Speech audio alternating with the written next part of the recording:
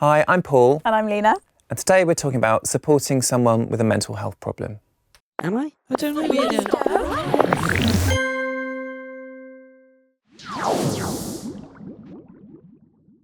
So how do you support someone with a mental health problem? For me, it's really waiting for them to come to you. It's making sure that you're available if you suspect that somebody might be struggling, and then making sure that you're available for them to talk whenever they feel like they should, and not approaching them with an immediate diagnosis and being like, well, I think that you're definitely depressed.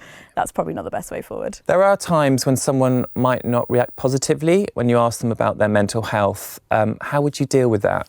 Well, I think it's helpful to kind of think about how you'd feel in that situation. So often we want to think that we're the person that knows the most about ourselves. If they do react negatively, do back away, make sure that you're still there for them as a friend, but only bring it up if they do. And really just try and give them the space to process it. So, for example, you might have a family member who's suffering from a mental health problem. It could be a parent, a carer or a sibling. What sort of problems can that cause? I think it can cause a lot of different issues. So it might mean your traditional role in your life might be negated a little bit. You might not feel as supported as your friends might be by that traditional role of a family member, whether that's a sister or a mum or a dad. So it's really giving them the space and patience to kind of see them as a whole person and not just the role they're supposed to play in your life.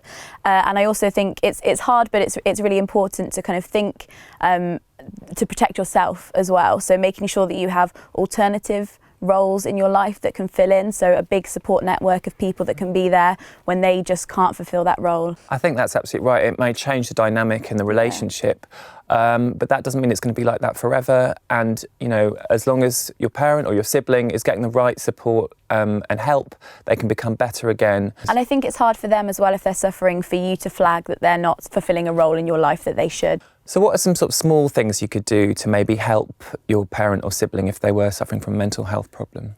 Well, I think when you're not suffering from a mental health problem, it's those things that seem very small to you but can be quite big to them. So making sure that their days still run in a very normal way. So making them tea in the morning, making them feel like they're part of a conversation even if they're struggling to be part of it. Giving them that routine and that care that seems quite small to people who aren't struggling. So we've spoken about family members potentially suffering from mental health problems and how you might support them. What about if it's your friend? It's really all about being patient, not kind of asking. I always try and not directly ask somebody I know who's struggling, how are you today? Because it's a very British thing to be like, oh, how are you? And for somebody, for somebody struggling with a mental health problem and who is close to you, they don't want to lie to you and say, actually, it's the worst day I've had in months. I try and lead with a question that's more about something specific about their day, or, how's it going with that boy? Or how is your homework going? Have you seen that new band? It's something that still opens a conversation and gives them an opportunity for dialogue, but isn't directly, how are you? But also, what sort of situation would be best to talk to a friend about mental health? Well, I think it's making sure that it's a private space, really somewhere that's on your own, even if it's in one of your bedrooms or like in a cafe where nobody can overhear you. I'm quite an extrovert, so I don't find a lot of situations stressful.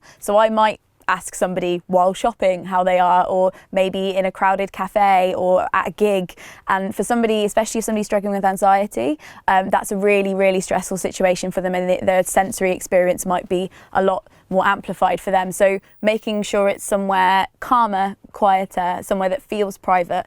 But really, your friend best. Like you know when you've noticed that they feel most comfortable. And in terms of sort of once they've initially spoke about it, what would you do sort of if they hadn't sought help from maybe a doctor or spoken to anyone about it? How would you encourage them to get support? So you can encourage them to go to different people and talk about things, but make sure it's always on their terms and in their time, because I think something that's the worst thing for somebody who's struggling is to make them feel like you've dobbed them in.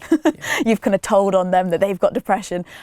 So really, really encouraging them to go to a mental health professional. It's good to use your best judgment in those situations. So there are situations where you might feel like your friend's at risk. If there's any dangerous situations you think they're going to come to any immediate harm, it's really important to flag that with somebody who can professionally help and talk about it. And definitely don't tell them to Google it. Oh yes, of course, yes. Yeah, the self-diagnosis on the internet, not so great. No, you can find yourself with all kinds of extreme disorders on the internet, but also some really useful advice. It's just finding the right places to go. Yeah, like here. Yeah. For instance. Exactly. Although I would say as a friend, you shouldn't feel totally responsible for another person. And if you are worried, you can always contact Childline. Yeah. Thanks so much for coming in to see us, Leena. No problem. And we'll see you next time. Bye. Bye.